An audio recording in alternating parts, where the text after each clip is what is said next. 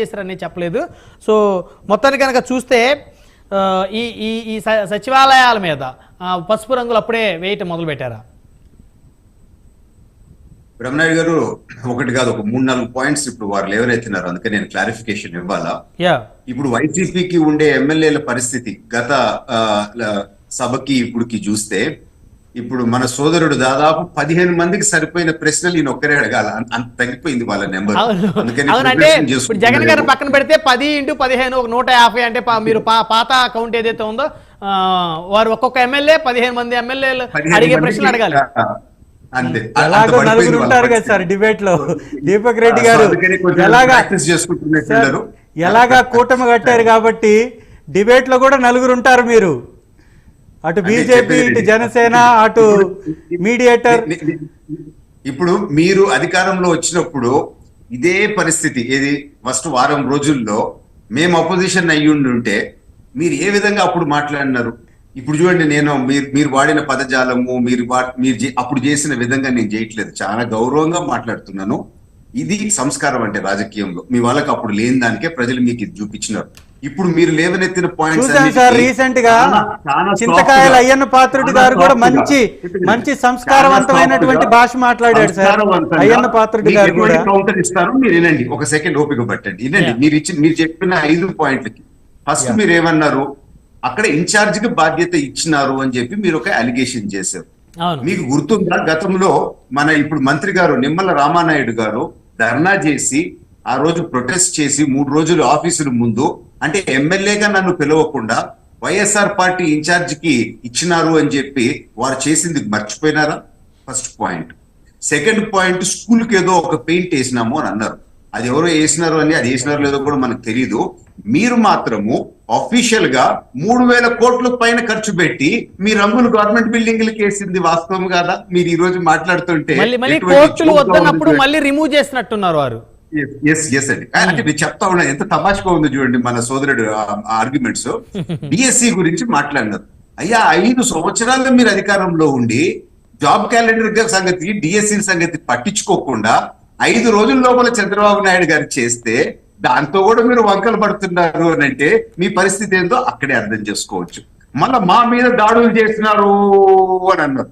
అయ్యా మీకు గుర్తుందా, మీరు అధికారంలోకి వచ్చినప్పుడు గతంలో పలనాడు ఏరియాలో 2 నెలలు ఇల్లు వదిలిపెట్టి ఊర్లు వదిలిపెట్టి పరిగెత్తుకొని పోతే వాళ్ళకు ఒక శరణార్థుల శిబిరం లాగా చంద్రబాబు నాయుడు గారు పెడితే మేము ఫస్ట్ అసెంబ్లీ సెషన్ లో 2400-2600 కేస్ వైజ్ లిస్ట్ రాసి అసెంబ్లీలో దీని మీద చర్యలు తీసుకోండి అని చెప్పిస్తే ఒక్కదానికి కూడా పట్టించుకోలేదు. ఇది మీకు గుర్తుందా అని చెప్పి నేను ఈ రోజు గుర్తు చేస్తున్నాను.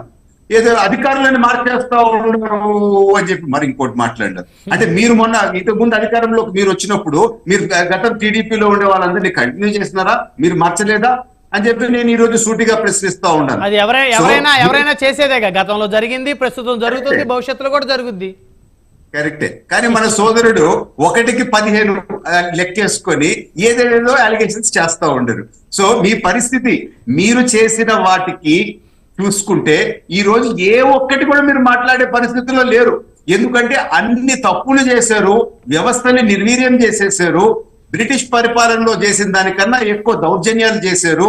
ఇప్పుడు రెడ్లు అని మీరు అంటారు కదా, ఆ రెడ్లు కూడా మిమ్మల్ని వదిలిపెట్టేసినారు ఈ ఎలక్షన్ లో. ఎందుకు అని అంటే మా ఎస్సీలు మా బీసీలు అని అంటాడు, మమ్మల్ని ఎవరిని పట్టించుకోలేదు, మా చేత డబ్బులు ఖర్చు పెట్టించి మమ్మల్ని ముంచేసినాడు ఈ జగన్ రెడ్డి అని చెప్పి రెడ్లు కూడా మిమ్మల్ని వదిలిపెట్టేసినారు. ఆ పాలేగాళ్ళు ఒక 4-5 తప్ప.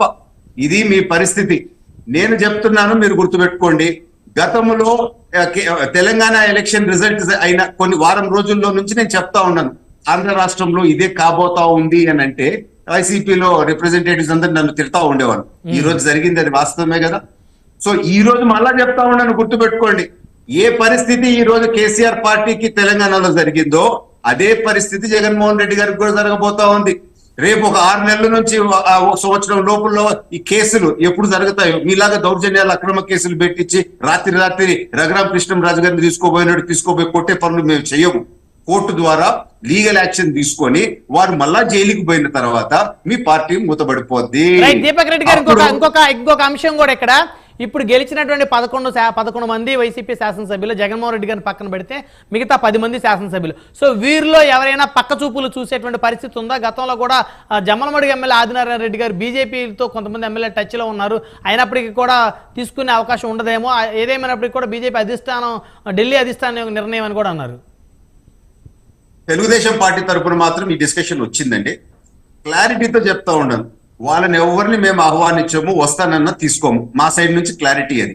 కానీ రేపు జగన్మోహన్ రెడ్డి గారు జైల్లోకి పోగానే ఆ వైఎస్ఆర్ పార్టీ అనే పడవ మునిగిపోబోయే పరిస్థితిలో ఆ 10 మంది ఎమ్మెల్యేలకి మా పరిస్థితి ఏంది, ఇది మునిగిపోతా ఉంది, ఈ నుంచి మనం దుంకేయకపోతే మనం కూడా సముద్రంలో కలిసిపోతాము అని భయపడి వాళ్ళు దుంకేస్తారు. అది రేపు రాబోయే పరిస్థితి. అంటే ఇప్పుడు వారిలో, అంటే ఇప్పుడు మీ ఉద్దేశం వారిలో ఇక్కడ ఉన్న ఎమ్మెల్యే చంద్రశేఖర్ గారు కూడా ఉంటారని అంటున్నారా?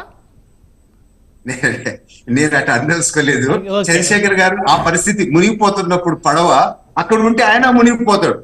ఎవరన్నా చనిపోవాలని అనుకోరు కదా, ఎందుకంటే సముద్రం మధ్యలో పడవ మునిగిపోతా ఉంటే మనం బతకాలా అని చెప్పి దుంకేస్తారు కదా, సో అట్లే దుంకేస్తారేమో అని చెప్పి నేను అనుకుంటున్నాను. రైట్, చంద్రశేఖర్ గారు.